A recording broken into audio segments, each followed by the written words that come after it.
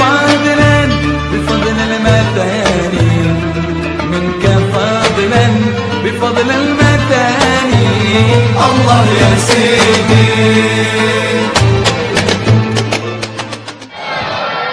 Alhamdulillah, assalatu wassalamu ala rasulillah Sayyidina Muhammad ibn Abdillah, la hawla wa la quwwata illa billah. Allahumma salli wa sallim ala Sayyidina Muhammadin wa ala alihi wa sahbihi ajma'in. Qala Allah ta'ala fil Qur'anil Karim, a'udzu billahi minasy syaithanir rajim. Bismillahirrahmanirrahim.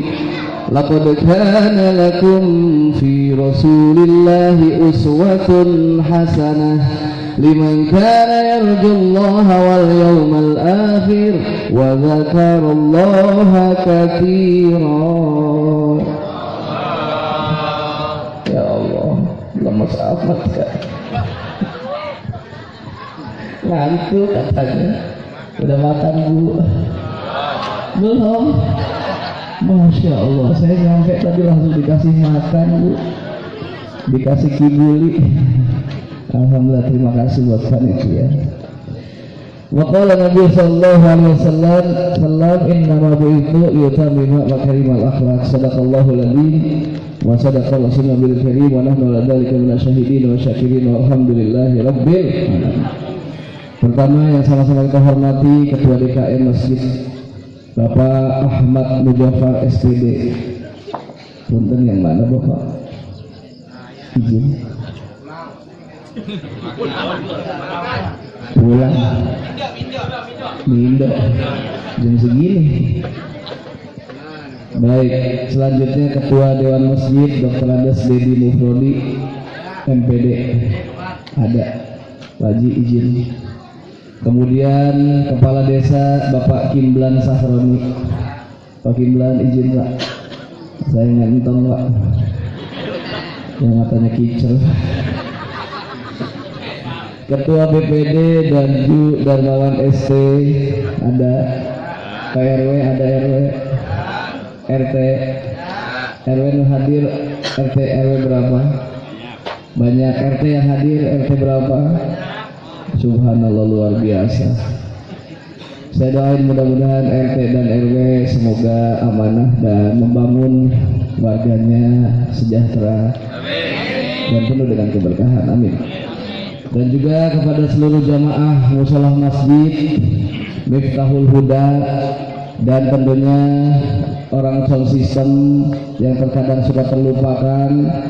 Saya bisa ngomong dan terdengar sampai belakang karena ada teknologi sound system, dan saya ngomong jadi nggak terlalu capek karena apa? Karena ada teknologi sound system. Saya ucapin terima kasih buat orang-orang sound system. Saya doakan semoga masuk surga bersama sound systemnya. Jadi di surga, amin. Kepada tim hadroh dan kepada semua yang hadir, dan alhamdulillah tentunya saya hadir di sini wasilah Bang Herman. Bang Herman ini satu majelis dengan saya, majelis Al-Buraq. Beliau yang minta, kalau udah beliau yang minta saya nggak bisa nolak Pak. Saya nggak bisa nolak Bu. Padahal harusnya malam hari ini saya ada di Bandung, tapi karena beliau yang minta saya bela-belain saya datang di sini karena yang di Bandung nggak ada yang ngundang. Jadi saya nyari yang jelas-jelas aja.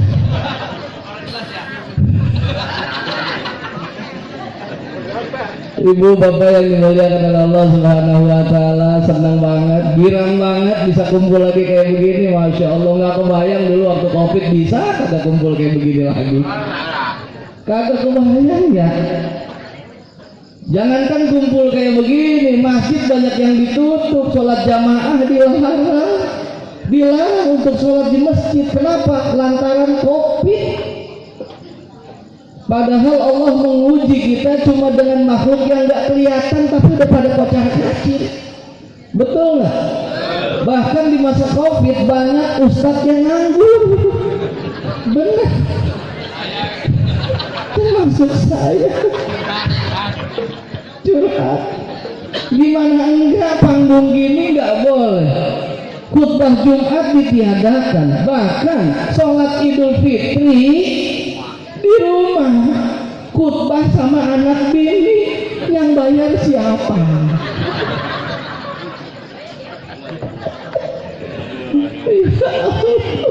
Betul nggak Bu? Itu ustadz-ustadz pada masa Covid banyak yang banting setir. Ada yang jualan ayam geprek, ada yang jual mie ayam, ada yang jadi ojek online. Dan saya ditanya sama temen, Bang Hafiz saat Covid bagaimana? Ya Allah, saya jawab dengan santai, Covid mau ujian, rezeki mau udah diatur. Padahal saya lagi belajar bikin seblak. Karena saya juga takut. Udah mulai pengen dagang juga. Tapi ternyata kalau kita pelajari, Rasul itu di usia 9 tahun udah jadi pedagang. Dan ternyata kenapa Rasul berdagang? Ini jadi pembelajaran buat kita. Karena kalau kita teliti dan kita amati, hanya satu profesi, ada sebuah profesi yang bisa dilakukan oleh siapapun dan dimanapun. Apa itu? Dagang, jualan. Coba diperhatiin. Cuma usaha, cuma satu buah profesi yang bisa dilakukan oleh siapapun dan dimanapun, dia dagang. Karena kalau kita mohon izin, masalah ngeset yang namanya atau operator sound system nggak tentu semuanya bisa. Instalasi listrik belum tentu semuanya bisa. Mendirikan panggung belum tentu semuanya bisa. Yang namanya kuli bangunan, ngebangun sebuah gedung belum tentu semua bisa. Bikin kue aja, perempuan belum tentu semua bisa, betul ya? Tapi kalau dagang, andai dia nggak bilang nggak bisa, bukan nggak bisa, nggak mau. Karena dagang kan simpel, sederhana. Modalnya kemauan sama kejujuran. Modal dagang kemauan sama kejujuran. Makanya di masa Covid kita belajar bahwasanya hidup jangan mudah putus asa. Ternyata ada sebuah profesi yang bisa dilakukan dimanapun dan oleh siapapun, dagang. Makanya banyak ketika di PHK mulai pada dagang. Yang kerjaan dilarang di sana di mari udah nggak bisa, banyak mereka yang berdagang. Bahkan kalau dia sukses menjadi pedagang, hasilnya melebihi pejabat. Makanya saya alhamdulillah punya istri tipikal yang mohon maaf, istri saya itu jiwa dagangnya luar biasa. Makanya ketika Covid kemarin, ya Allah alhamdulillah, cincin dijual, kalung dijual, jiwa dagangnya cepat. Itu Pak, alhamdulillah, bersyukur kepada Allah Subhanahu wa taala. Hari ini kita dikumpulkan dalam rangka peringatan Maulid Nabi besar Muhammad sallallahu alaihi, dan bisa kumpul lagi kayak begini. Di sini ada yang pernah kena Covid enggak, Pak? Enggak ngaku apa gimana? Enggak ngaku. Ini jangan-jangan bukan hitam lagi nih. Gelap. Ibu pernah ada yang kena Covid, ternyata kena Covid nggak enak. Saya pernah ngerasain badan lemas, kepala rada-rada pusing, badan anget.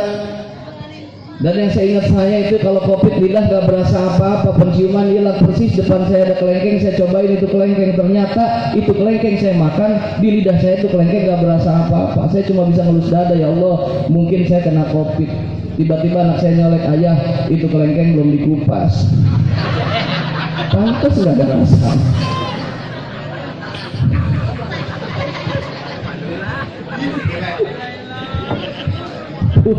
Ternyata bukan cuma hilang rasa, hilang ingatan ya.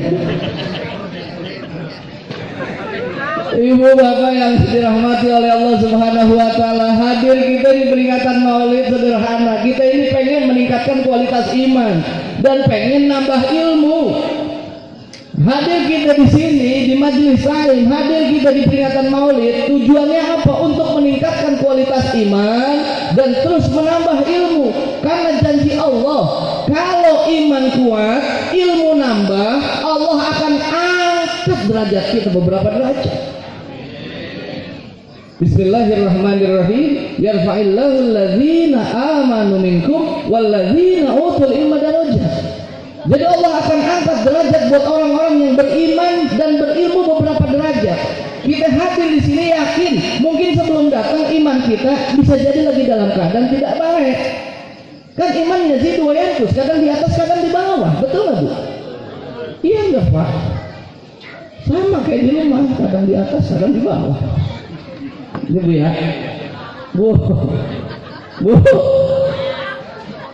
Maksudnya kalau tidur laki suka di bawah sambil nonton TV, ibu di atas. Ibu pikirannya sama sama saya pikirin.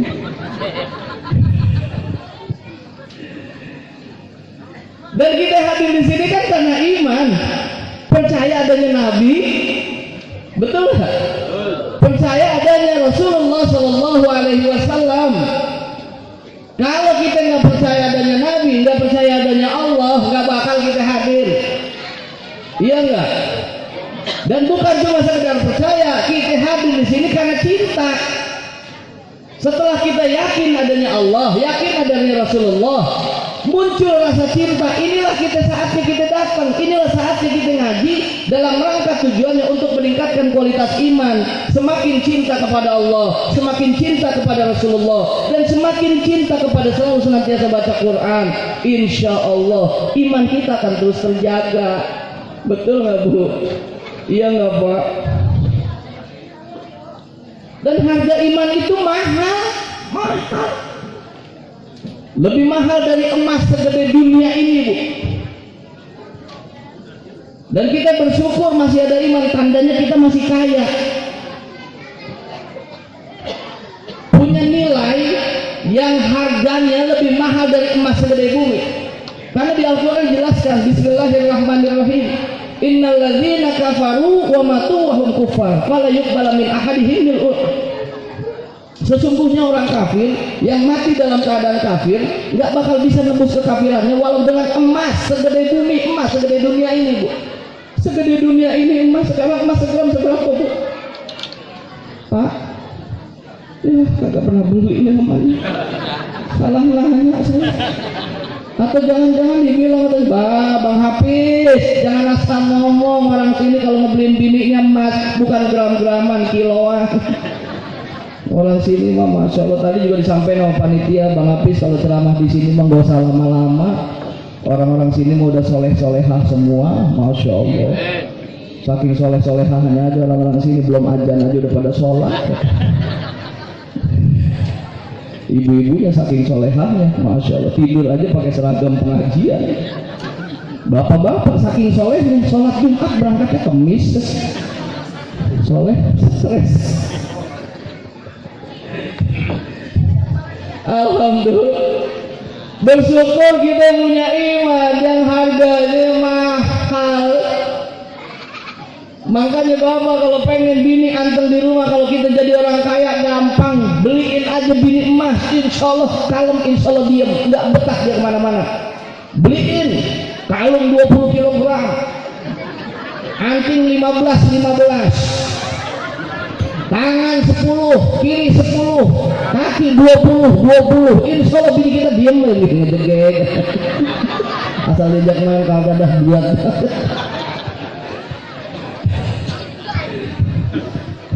Saking pengen dilihat orang dibeliin emas banget. Ya Allah, emang begitu biasanya. Kalau banda banyak nah, kadang bawahnya suka pengen ditunjukin. Apalagi ibu-ibu kalau udah urusan emas banyak ngaji ya ditanya, Ibu kemarin dari mana aja sih? Ya Allah, kemarin gue sibuk banget itu.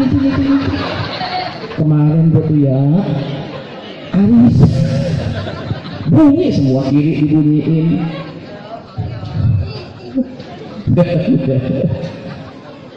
Alhamdulillah, dan bersyukur kepada Allah.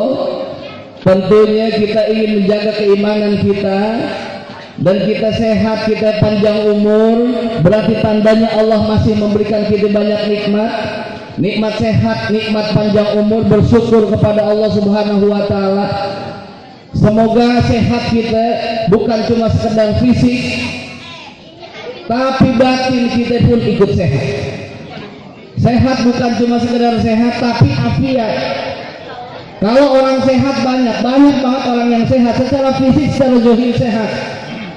tapi masih demen melakukan maksiat, jauh daripada Allah, tandanya cuma sekedar sehat tapi enggak afiat. Tapi saya yakin orang-orang sini jelas sehat walafiat, karena udah sehat tapi badannya dibawa ke tempat yang baik. Bersyukur kepada Allah kita dikasih sehat. Kalau sakit mah gak enak banget. Makanan yang ada di depan kita pun jadi enak karena kita sehat, Bu ya. Coba dah kita kalau lagi sakit, boro-boro yang di depan kita enak, yang enak jadi nggak enak. Karena kita sehat, bersyukur kepada Allah, kita bisa menikmati enaknya makanan karena sehat. Ya Bu ya. Padahal zaman sekarang kalau bicara makanan banyak banget padahal ya. Tapi kenapa zaman sekarang penyakit kok kayaknya banyak banget? Sekarang aja kalau boleh dibilang Omikron lagi ada ini. Kalau bicara berita mah. Tapi kayaknya bukan kita yang takut Omikron sekarang, Omikron yang takut sama kita. Waduh, kita udah pada kagak peduli lah ya. Mendingan kita apa ya? Ya begini dah, nanti kita sehat ya Bu ya. Alhamdulillah. Sehat enak banget. Kita ibadah jadi enak. Makanya kita disuruh sama Rasul, jaga sehatmu sebelum datang sakit. Zaman sekarang kalau bicara makanan apa aja ada, tapi kenapa penyakit banyak banget? Saya aja tadi kalau mau kesini sebelumnya diajak makan sama temen, saya tahan-tahan. Bila mau makan saya nggak enak, takutnya panitia nyiapin. Tapi pas saya mau makan juga saya lihat nama restorannya, ya Allah, saya agak males makannya. Saya baca nama restorannya ayam lepas. Bagaimana saya makannya? Baru masuk bukan makan, nangkepin ayam.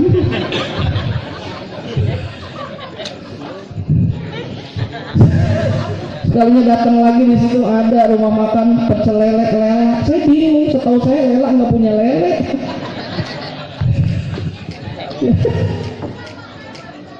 Pas lewat lagi diajakin, Pak, bagaimana kalau kita makan di sini aja Pak? Saya lihat nama restorannya, ya Allah, kayaknya nggak tega kalau makan di sini, kayaknya nggak asik. Pas saya lihat nama restorannya, ya Allah, ternyata nama restorannya yang bikin saya ngerasa terusik mata saya melihat itu. Nama restorannya Sop Janda. Saya bilang ke teman saya, kalau janda mah nggak usah pakai disos, diajak ngobrol juga gurih.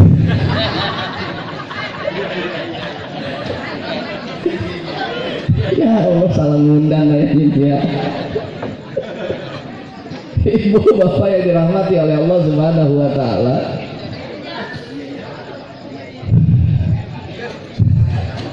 Minum dulu dah. Salatullah salamullah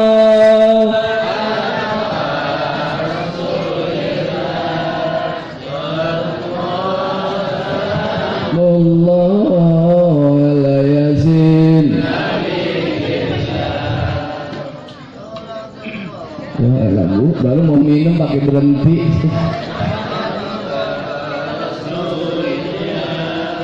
Udah Pak, udah Pak. Romanya nggak semenggah banget. Pales banget didengarnya. Tapi nggak apa-apa, alhamdulillah kita hadir di sini aja sudah luar biasa. Karena ujian berat buat hadir ke tempat kebaikan, ada aja ujiannya. Dan tentunya kita bersyukur masih dikasih hidup. Guru saya pernah bilang, dengan kita hidup, yang miskin masih ada kesempatan jadi orang kaya selama dia masih hidup. Yang bodoh masih ada kesempatan jadi pinter selama dia masih hidup. Yang belum baik masih ada kesempatan jadi orang baik selama dia masih hidup. Tapi hidup bukan cuma sekedar hidup.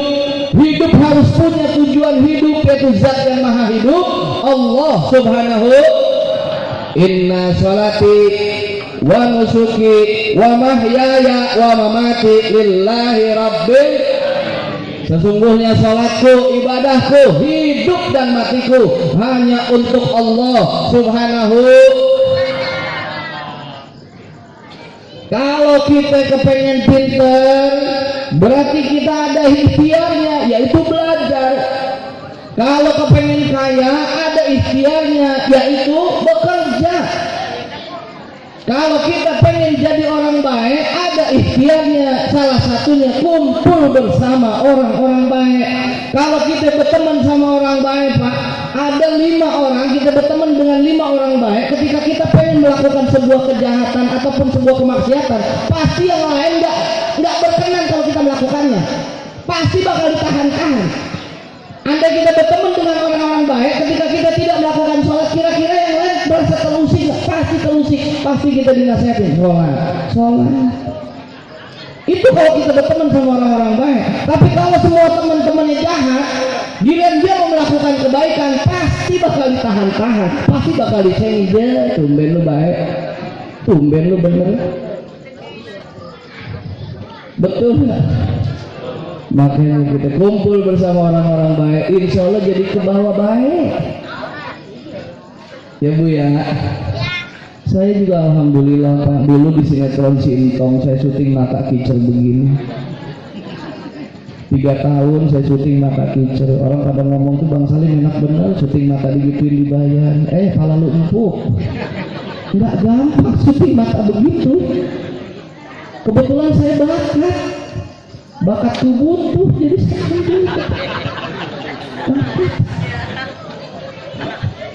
syuting mata begini capek. Episode awal sering gagal. Kadang mata ngedip, mulut nggak ngomong. Kadang mulut ngomongnya lancar, mata nggak kedip. Yang bikin capek bukan cuma sekedar capek mata, tapi capek pikiran. Karena saya ngalamin ketika saya syuting, bini saya lagi bunting.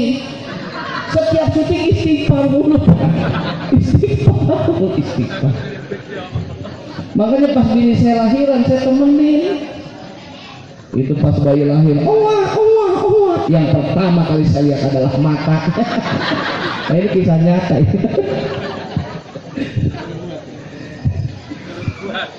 Dan saya bersyukur setelah itu saya dampingin para guru di TV.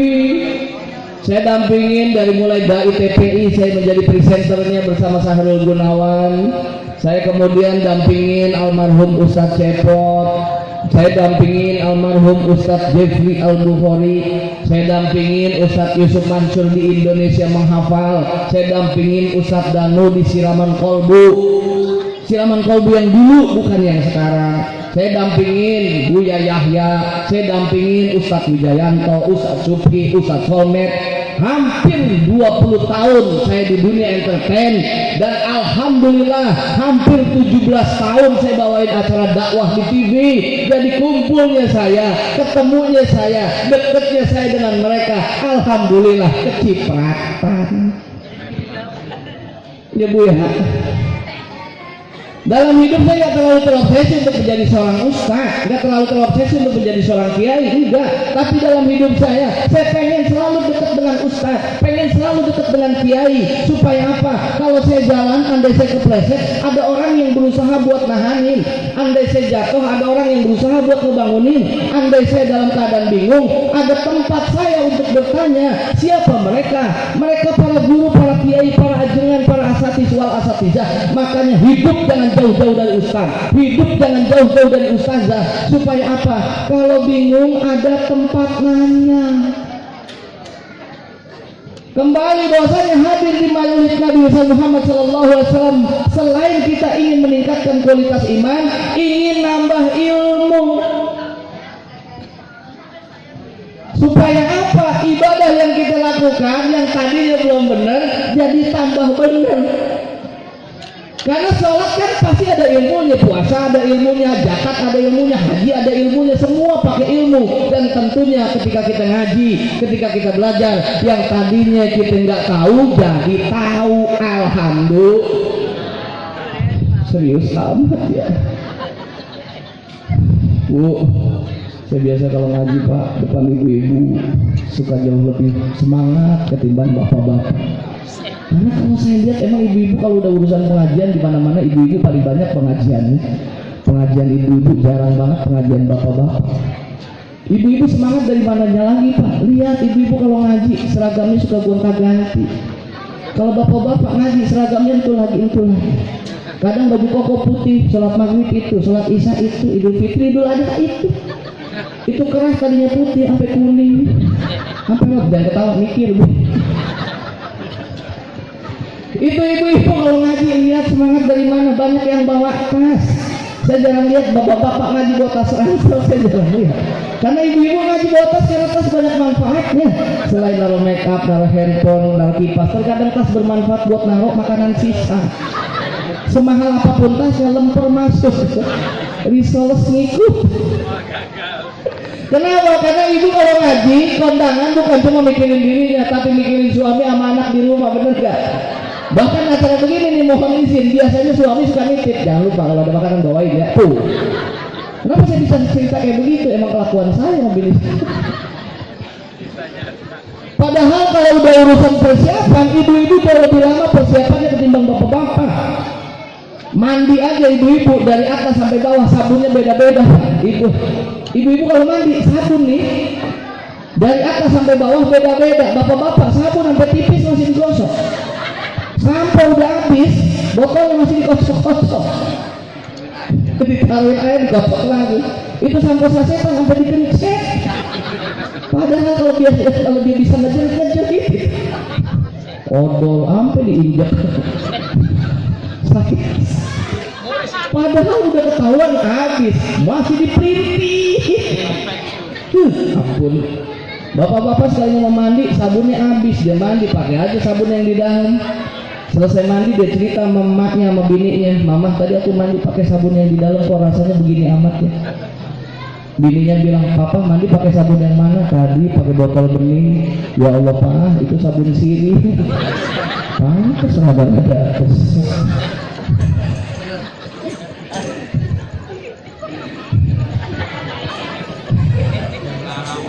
Pengalaman.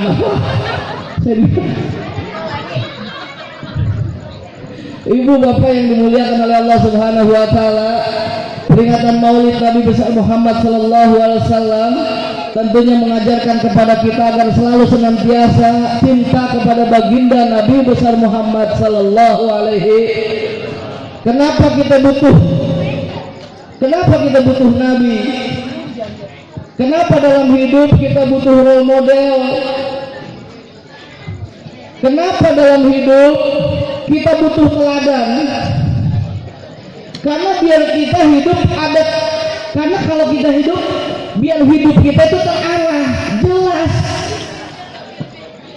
Coba kalau seandainya nggak ada Quran, nggak ada Sunnah, nggak ada Nabi, hidup pasti bakal berantakan. Siapa yang mau dicontoh? Kita ini butuh contoh. Karena kita manusia, makanya contohnya adalah sesama dengan kita, sama-sama manusia. Laqad ja'akum rasulun min anfusikum. Sungguh akan hadir seorang rasul dari jenismu sendiri, dan alhamdulillah. Tentunya kita sama Nabi, karena kita manusia, berarti kita butuh contoh dalam kehidupan yang sama dengan kita, sama-sama manusia. Karena kita nggak bisa mencontoh kepada malaikat, karena malaikat susah buat dicontoh. Karena apa? Sifatnya saja berbeda dengan kita. Kalau Nabi kan sama dengan kita, sama-sama manusia, betul nggak? Cuma beda kualitasnya, kualitas manusianya berbeda. Basyarun lakal basyari, berbeda. Kita sama-sama manusia dengan Nabi, tapi beda kualitasnya.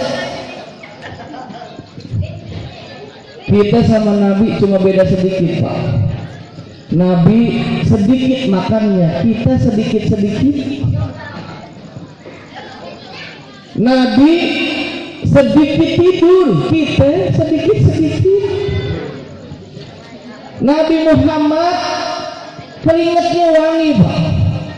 Nabi Muhammad keringatnya wangi. Bahkan Siti Aisyah ketika Rasul pulang senang tuh, suka ngelapin badannya Nabi, dan kemudian dicium, setelah dicium anduknya, dan kemudian diusapkan di wajahnya. Ibu kalau mau jadi bini solehah gampang, besok praktekin.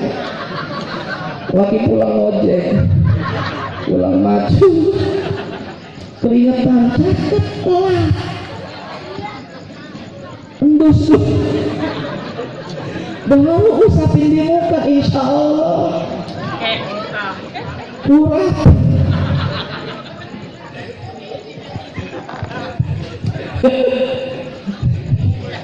Ya Allah, Rasul itu ludahnya bisa jadi obat. Saat Sayyidina Abu Bakar ketika menemani Rasul hijrah, kemudian ingin ngumpet di dalam goa, dan sebelum Rasul masuk dibersihin dulu sama Sayyidina Abu Bakar. Dan saat ngebersihin goa, dalam goa akhirnya disengat atau digigit kalajengking. Saking sakitnya dan gak pengen Nabi tahu, ditahan rasa sakitnya. Supaya apa? Supaya Nabi jangan sampai tahu. Tapi kan akhirnya Nabi tahu. Ditanya, wahai Abu Bakar, engkau kenapa? Apa engkau sedih meninggalkan kota Makkah? Jangan bersedih karena Allah bersama kita. Bukannya Rasul, saya digigit kalajengking ya Rasul.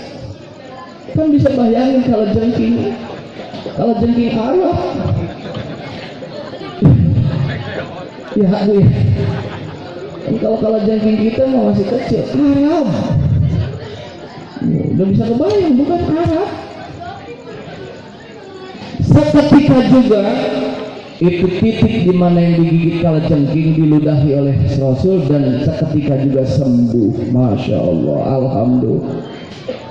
Ibu besok kalau sedikit luka, gak usah kemana-mana, gak usah ke dokter, cari suami, colek aja ludahnya dikit, tempelin yang luka, insya Allah lalang hijau ngikutin.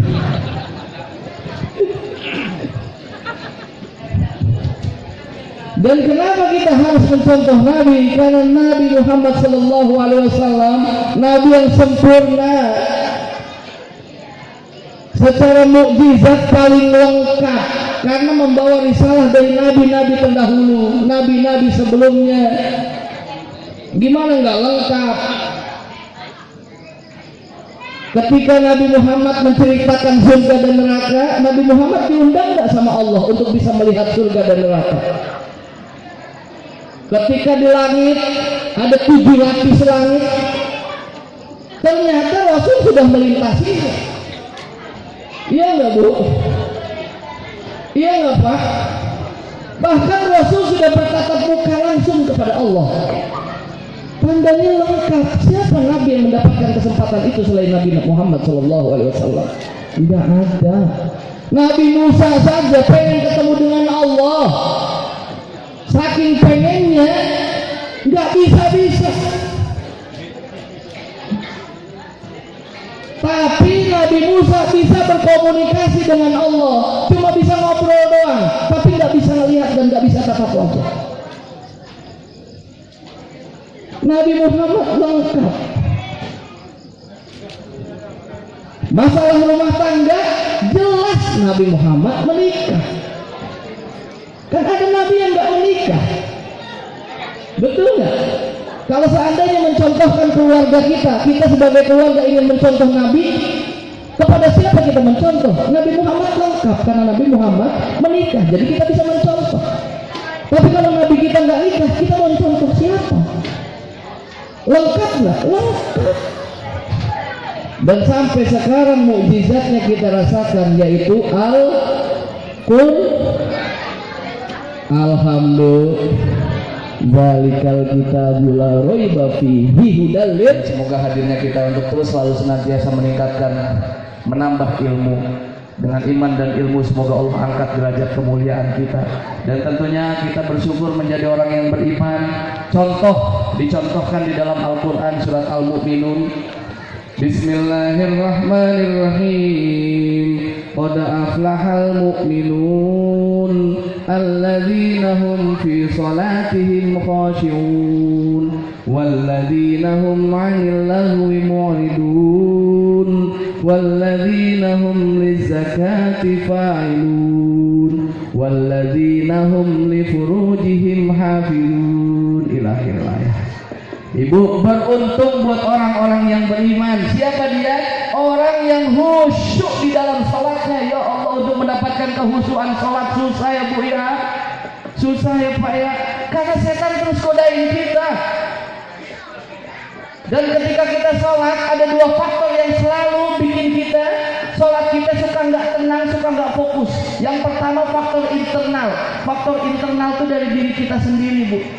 Terkadang kita sholat suka digoda oleh setan, dan godaannya ketika kita lagi sholat suka dibikin nggak fokus. Pernah nggak lagi sholat dari sujud, kemudian bangun, Allahu Akbar, Bismillahirrahmanirrahim. Ini rakaat ketiga apa keempat ya? Alhamdulillah, perasaan ketiga ini keempat. Pernah nggak ngalamin gitu? Pernah nggak Pak?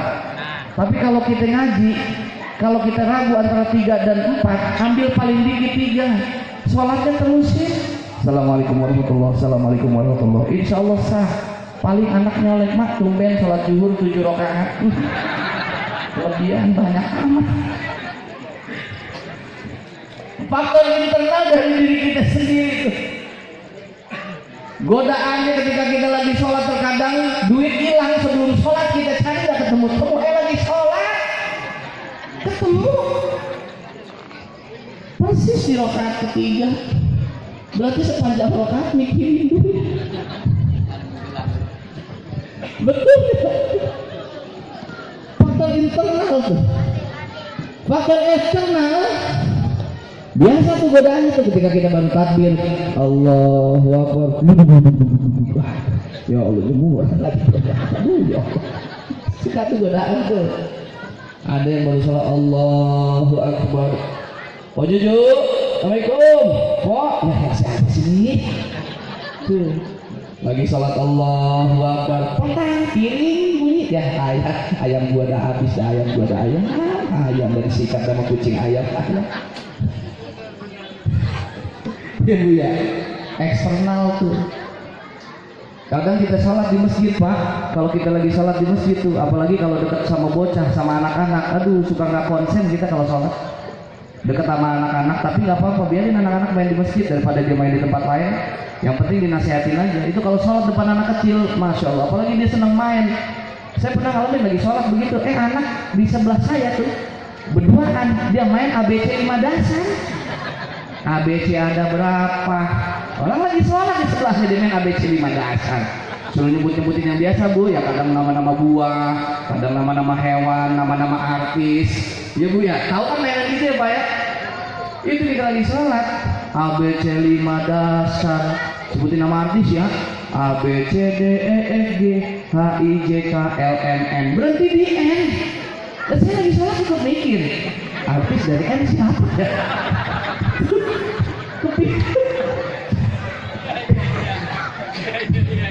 Jadi ikut mikirin, padahal yang main dia, kita kan ngedenger ya. Jadi kita mikirin artis dari siapa ya? Ke bawah. Yang satu nyaut, Nikita Willy. Dalam hati kita, bener tuh. Akhirnya kita seakan-akan mana yang satu kagak jawab-jawab, bahwanya kita mau nyolek. Nikita Mirjani. Salah pikirin Nikita Mirjani. Astagfirullahaladzim. Bu, ngalamin gitu Bu. Wah udah kalau zaman bocah mah, bocah itu aminnya aja udah yang namanya amin, kagak jelas. Udah kalau bocah tuh bilang gue maghdubi alaihim waladdallin.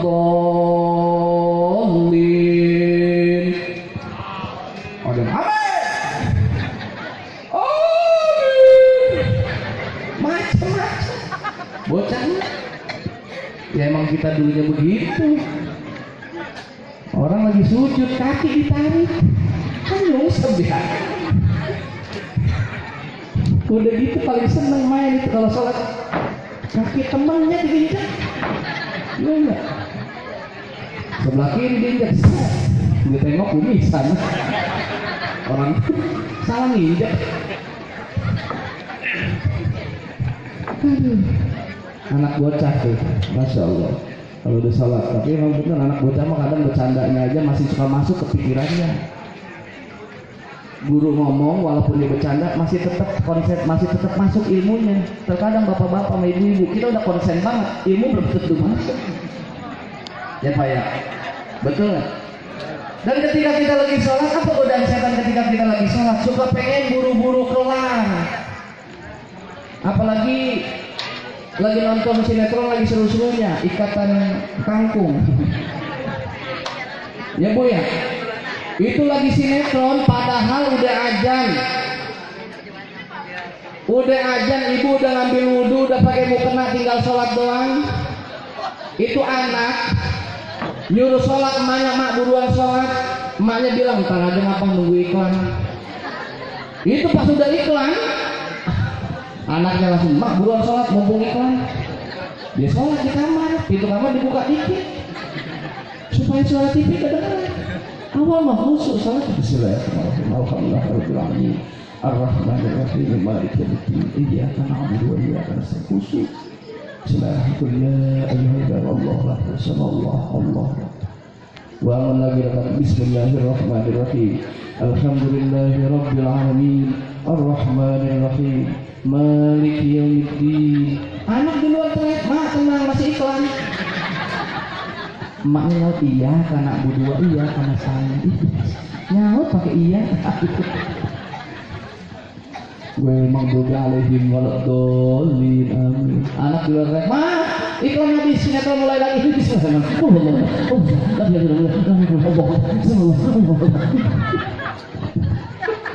Habis acak-acakan. Apalagi ntar musim terawih tuh.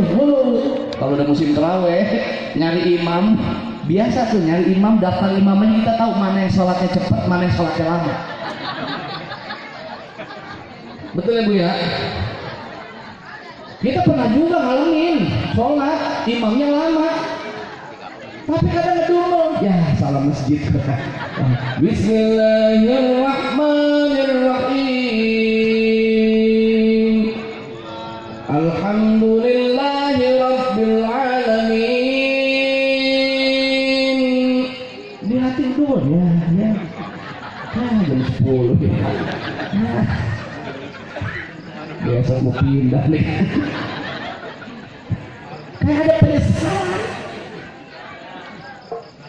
Apalagi anak muda kalau ketemu imam yang bacanya cepat, udah paling girang tuh. Suka ngabarin sama yang lain, sholat di sono mantap. Emang kenapa? Imamnya cepat, Fatihah satu napas. Yang satu nggak mau kalah, sholat di sono lebih mantap. Emang kenapa? Imamnya udah nggak ada napas. Udah lagi.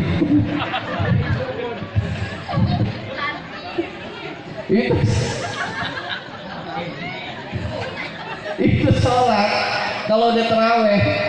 Ada biasanya kalau Ramadan tuh mau jelang-jelang Ramadan suka keluar di YouTube tuh sholat taraweh 8 rakaat, 23 rakaat cuma butuh waktu kurang dari 8 menit. Cepet banget tuh. Allahu Akbar, Allahu Akbar. Itu anak muda enak mantep nih. Allah sakit. Anak muda tuh.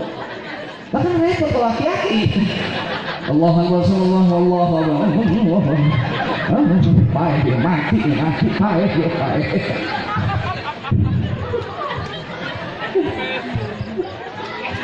Imam sujud, aki-aki baru rukuk. Imam salam, aki-aki baru sujud. Ini juga bingung, kepala dulu, tangan dulu, kaki dulu. Salat pertama ketinggalan, salat kedua ketinggalan, salat ketiga imam baru takbir Allahu Akbar. Aki-aki langsung sujud. Sujudnya bangunin, kenapa yang sujud? Akinya jawab, dia nih, gua tungguin sujud. Salat ditungguin di sujud. Apa urusan? Emang lu kata lagi janjian? Bisa nunggu di taman. Kalau aki-aki begitu, aki-aki mah kalau udah urusan ibadah semangat. Allah cinta kepada orang tua yang demen dengan masjid, tapi lebih cinta kepada anak muda yang senang di masjid. Membuat aki-aki emang begitu, karena udah sadar bawaannya hatinya terpaut terus dengan masjid. Kadang kalau udah sholat subuh, yang buka pagar dia, yang buka pagar aki-aki, yang bukain pintu aki-aki, yang nyalokin kabel aki-aki, yang nyalain keran kolam aki-aki. Bener. Yang ajan aki-aki, yang kepentok aki-aki, yang kejengkang aki-aki, luar biasa. Iya. Datang aki-aki kedua, aki-aki juga. Aki-aki makan suka pede aja dia jalan. Mana namanya subuh gelap ya. Main jalan aja pede, dia pakai sorban, ternyata bukan sorban, anduk. Salah namanya. Salah bawa, pede aja namanya. Aki-aki mau datang mikir ini jalan aja. Datang aki-aki ketiga, kuclak, peci bener, kemeja pokoknya bener, sarungnya udah bener, sendalnya kanan dua-duanya cuek. Dengan sholat, ajan udah, qomat udah, bertiga nih aki-aki suruh main duluan sholat, maksudnya udah lu aja yang imam, lu. Yang satu bilang lu aja, lu. Yang satu udah, lu aja lu yang tuan, lu aja apa lu, sampai jam 7 masih lu ya.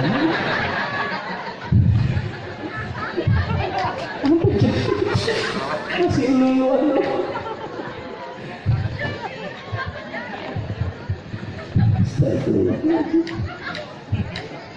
Bu, ngapa bu? Kesambet baik-baik bu. Ibu bapak yang dimuliakan oleh Allah Subhanahu wa Ta'ala, Rasul itu memiliki akhlak yang sangat mulia, dan tentunya kita sebagai orang yang beriman semoga pulang dari sini sholat kita semakin diperbaiki. Yang belum khusyuk, guru saya cuma menyampaikan ketika kita ingin mendapatkan kehusuan sholat, paling tidak apa yang kita baca, lisan kita bicara, kita tahu apa yang kita ucapin, syukur-syukur tahu apa yang makna yang kita sedang ucapin. Allah, bismillahirrahmanirrahim, alhamdulillahirrabbilalamin. Perhatiin aja apa yang kita baca. Andai kita nggak tahu artinya, yang penting apa yang kita baca kita perhatiin sendiri untuk bisa mendapatkan kehusuan. Tapi lebih mending, mohon maaf, lebih mending orang yang sholat pikirannya kemana-mana daripada yang dia kemana-mana nggak mikirin sholat. Ya bu ya, bener gak? Iya, yang penting mah kita alhamdulillah dah kita masih bisa melaksanakan sholat, nggak meninggalkannya. Dan selanjutnya ciri orang beriman, walladzina hum 'anil lagwi muridun, yaitu orang-orang yang menjaga perkataan dan perbuatannya dari hal yang sia-sia. Jadi pulang dari sini kita nggak gampang ngomongin orang, nggak gampang benci sama orang, karena Rasul nggak ngajarin begitu. Rasul mohon izin, Rasul jangan kata diomongin, dilempar kotoran, diludahin, dihina, dicaci, dilempar batu, Rasul masih tetap memberikan kasih sayangnya kepada orang-orang yang menjoliminya. Subhanallah. Ya bu ya, bu, ada satu kisah di akhir. Saya ingin menceritakan kisah Nabi, kisah dengan pengemis buta, supaya ada ilmu yang bisa kita petik dan kita ambil. Begitu mulianya akhlak Nabi. Ada seorang pengemis buta di sudut pasar yang setiap hari lisannya selalu bicara, jangan percaya Muhammad. Muhammad gila, Muhammad bawa agama yang sesat, jangan percaya Muhammad. Muhammad tukang sihir, jangan percaya Muhammad.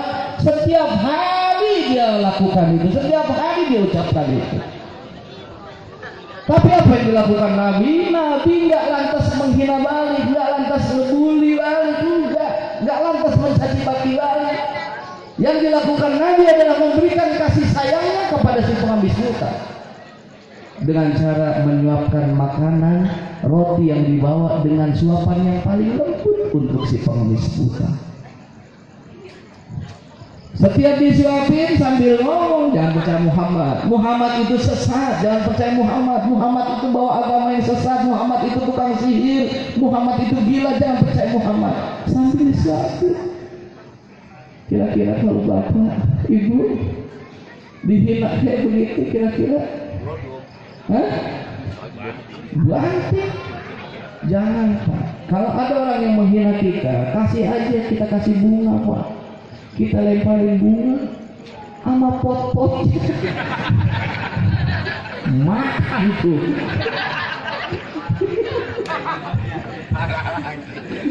Beda kan Nabi. Tapi ketika Nabi Muhammad sudah tiada, kemudian Sayyidina Abu Bakar yang menjadi khalifah penggantinya, dan akhirnya Sayyidina Abu Bakar bertanya kepada anaknya, Dia bertanya, wahai Aisyah, perbuatan apa, amalan apa, keseharian Rasul apa yang belum saya lakukan? Saya pengen melakukan. Aisyah menjawab pertanyaan dari ayahnya. Ada satu kebiasaan Nabi di saat waktu luang, dia sering pergi ke sudut pasar, di mana di pasar ada seorang pengemis buta dan Nabi suka memberikan makan kepadanya. Lalu Sayyidina Abu Bakar meminta kepada Aisyah, tolong bawakan aku sepotong roti. Dibawa. Belum sempat nyuapin, baru sampai dekat dengan si buta, kaget Sayyidina Abu Bakar. Kenapa kaget? Karena lisannya si yang buta tadi selalu menghina Nabi. Jangan percaya Muhammad, Muhammad gila, Muhammad bawa agama yang sesat, Muhammad tukang sihir, jangan percaya Muhammad. Gimana nggak miris? Gimana nggak merasa Masya Allah, begitu sempurnanya Nabi Muhammad, akhlak yang begitu mulia, dihina bukan balik hina, tapi dia memberikan makan setiap hari. Saking apa ya? Saking memiliki akhlak yang luar biasa. Tapi akhirnya niatan Sayyidina Abu Bakar terus dilakukan, diberikan si pengemis buta itu makan. Kemudian suapan pertama, baru masuk suapan pertama, dan kemudian langsung ditepuk tangan Sayyidina Abu Bakar. Kamu siapa? Aku saudaramu yang ingin memberikan kamu makan. Kamu bukan orang yang biasa memberikan aku makan. Karena yang biasa memberikan aku makan wanginya beda. Yang biasa memberikan aku makan kelembutannya beda. Dan yang memberikan aku makan setiap suapannya dilembutkan terlebih dahulu. Masya Allah. Lalu Sayyidina Abu Bakar menjawab apa adanya. Wahai saudaraku,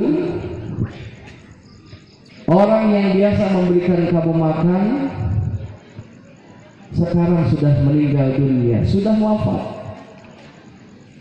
Dan dia adalah Nabi Muhammad sallallahu alaihi wasallam yang setiap hari engkau cari, yang setiap hari engkau mati. Ya Allah, nangis si pengemis buta. Nangis bukan cuma sekedar sedih kehilangan orang yang sayang samanya, tapi dia merasa menyesal bahwasanya setiap hari dia sudah menghina orang yang begitu mencintainya. Ternyata Nabi Muhammad sallallahu alaihi wasallam. Sallu ala Nabi Muhammad. Semoga kita, hadirnya kita di sini menambah kecintaan kita kepada Nabi, dan semoga kita, hadirnya kita di sini, insya Allah kita akan mendapatkan syafaat dari baginda Nabi besar kita Muhammad sallallahu alaihi wasallam. Kita baca Fatihah Bapak Ibu. Kita baca suratul Fatihah. Tentunya Fatihah yang kita baca semoga menjadi penyelamat buat kita. Selamat diri kita, selamat pasangan hidup kita, selamat generasi keturunan kita, selamat orang tua kita dan terdoa leluhur-leluhur kita. Selamat dunia, selamat akhirat. Angkat tangan begini Bapak, karena yang namanya doa itu ternyata di balik telapak tangan kita ada angka Arab. Yang tangan kanan ini 18 secara tulisan Arab, dan 18 ini Asmaul Husna-nya adalah Al-Fattah, Zat yang Maha Pembuka Rahmat. Yang sebelah kiri Al-Muntakim, 81 Al-Muntakim, Zat yang Maha Memberikan Balasan. Jadi kalau kita minta jangan nanggung-nanggung. Semoga kita bisa dikasih rahmat oleh Allah Subhanahu wa taala dan kita diberikan balasan yang terbaik dalam kehidupan kita dan nanti saat kita di akhirat. Amin. Al-Fatihah. A'udzubillahi minasyaitonir rajim. Bismillahirrahmanirrahim. Alhamdulillahi rabbil alamin. Ar-Rahmanir Rahim. Maliki yaumiddin. Iyyaka na'budu wa iyyaka nasta'in. Ihdinas siratal mustaqim. An'amta 'alaihim ghairil maghdubi 'alaihim waladdallin. Nanti doa dipimpin sama Ustaz setempat ya. Baik, saya cuma pengen ngasih aja Ibu. Saya kan punya YouTube ya, terkadang YouTube saya, YouTube dakwah, tapi kalau nggak ditonton sama banyak orang sangat sayang sekali. Ibu ada yang bawa HP? Bapak? Ada yang bawa HP? Boleh dibuka YouTube saya, boleh? Saya mau kasih yang sudah buka, kemudian subscribe aja saya kasih. Ada? Ayo cepetan. Buka YouTube, kemudian subscribe. Hafiz Salim Channel, HAFIZ SALIM Channel. Ayo cepetan semua, saya minta ibu juga boleh, anak-anak boleh. HAFIZ ya, oke, kita tahan. HAFIZ SALIM sudah ibu. HAFIZ SALIM Channel belum suruh. sini apa sini apa siapa? Nah, cukup habis kita. Ada lagi yang sekarang yang perempuan boleh? Ada? Sudah? Sekarang udah coba angkat tangan dulu yang muda angkat tangan. Saya tunjuk aja sekarang. Ya. Itu, ya yang perempuan. Ya, sini. Kamu coba lihat sudah? Oke, ini buat kamu. Jangan lihat dari uangnya ya, tapi adek udah semangat datang. Karena kalau uang mau gampang habis. Uang mau gampang habisnya ya. Alhamdulillah. Iya, namanya siapa? Suci Indah. Suci Indah nggak bisa.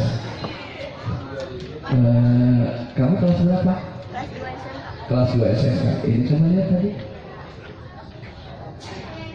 Udah ya, oke kita kan ya. Terima kasih Suci. Baik, alhamdulillah. Ya, ibu bapak yang dimuliakan oleh Allah, nanti doa biar ditutup sama guru kita setempat. Saya minta terakhir saja tangan kita begini. Sekali lagi saya ingin ajarkan terapi bahagia. Dan depan kemudian sama-sama silangkan di dada seperti ini Pak. Silangkan di dada agar kita bisa mendapatkan ketenangan dan kebahagiaan malam hari ini. Baik, sekarang ikuti dari depan. Dari depan dulu begini. Dari depan dulu Pak. Dari depan, nanti baru ikuti perintah saya, kita silangkan sama-sama di dada. Dari depan dulu Bu. Depan begini. Sekarang sama-sama kita silangkan. 1, 2, 3 silangkan. Entah apa.